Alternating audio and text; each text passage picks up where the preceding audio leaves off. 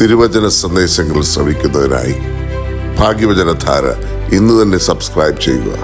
ദൈവം നിങ്ങളെ അനുഗ്രഹിക്കട്ടെ. ദൈവ തിരുനാമത്തിന് മഹത്വമുണ്ടായിരിക്കട്ടെ. ഭാഗ്യവചനധാര ശുശ്രൂഷയിലേക്ക് ഏവർക്കും സ്വാഗതം. 1 കോരിന്ത്യർ 2-ാം അധ്യായം 16-ാം വാക്യം. ദൈവത്തിൻ്റെ മനസ്സറിഞ്ഞവൻ ആർ? പ്രിയമുള്ളവരെ, സൗഹൃദങ്ങൾക്ക് ഒരു വ്യക്തിയുടെ മേൽ കാര്യമായ സ്വാധീനമുണ്ടാകാം. ശലോമോൻ രാജാവിൻ്റെ മകൻ്റെ കാലത്ത് രാജ്യം വിഭജിക്കപ്പെട്ടു പോയതിൻ്റെ പിന്നിൽ തെറ്റായ ഉപദേശം നൽകിയ യുവ സുഹൃത്തുക്കളുടെ ഉപദേശമുണ്ടായിരുന്നു. ഇയ്യോബിൻ്റെ ദുഃഖകാലത്ത് അയാളെ ആശ്വസിപ്പിക്കാൻ എന്ന ഭാവേന വന്ന സ്നേഹിതർ വാസ്തവത്തിൽ അയാളെ പരസ്യ വിചാരണ ചെയ്ത് കൂടുതൽ ദുഃഖിപ്പിക്കുകയായിരുന്നു. സ്നേഹിതർ ചിലപ്പോൾ നമ്മെ നേർവഴിക്ക് നടക്കാൻ സഹായിച്ചേക്കാം. ചിലപ്പോൾ വിപരീത സ്വഭാവമുള്ളവരും ഉണ്ട്. സ്വാത്വികമായ ചില മനുഷ്യരുടെയും അസാധാരണവും ധർമ്മത്തിലൂന്നിയതുമായ സ്വഭാവം മൂലം മോശക്കാരായ സ്നേഹിതർക്ക് മാനസാന്തരമുണ്ടായി നേർവഴിക്ക് വന്നേക്കാം. എന്തായാലും സ്നേഹിതരെ സ്നേഹിക്കുന്നതിൽ കുറെ വിവേചന ശക്തി പ്രയോഗിക്കേണ്ടത് അനിവാര്യമാണ്. എല്ലാവരും എല്ലാവർക്കും സ്നേഹിതരാവില്ല. നല്ല സ്നേഹിതർ നല്ല പുസ്തകങ്ങൾ പോലെയാണ്. അവർ ആപത്തിലും തുണ നിൽക്കും. നേർവഴിയും സത്യവും പറഞ്ഞു തരികയും ചെയ്യും. എന്നും കേൾക്കാൻ ഇഷ്ടമുള്ളത് പറഞ്ഞ് നമ്മെ സന്തോഷിപ്പിക്കുകയും നമ്മുടെ ബലഹീനതകൾ ചൂണ്ടിക്കാണിക്കാതിരിക്കുകയും ചെയ്യുന്നവർ ഒരിക്കലും നല്ല സ്നേഹിതരായിരിക്കുകയില്ല.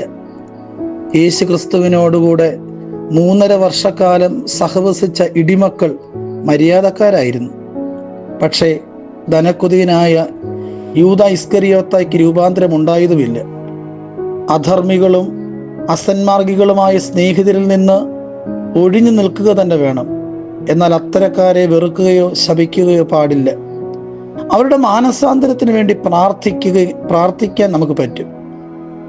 ഉത്തമരായ സ്നേഹിതരുടെ ഗണത്തിൽ ദാവീദിനെയും യോനാഥാനെയും കാണുന്നു.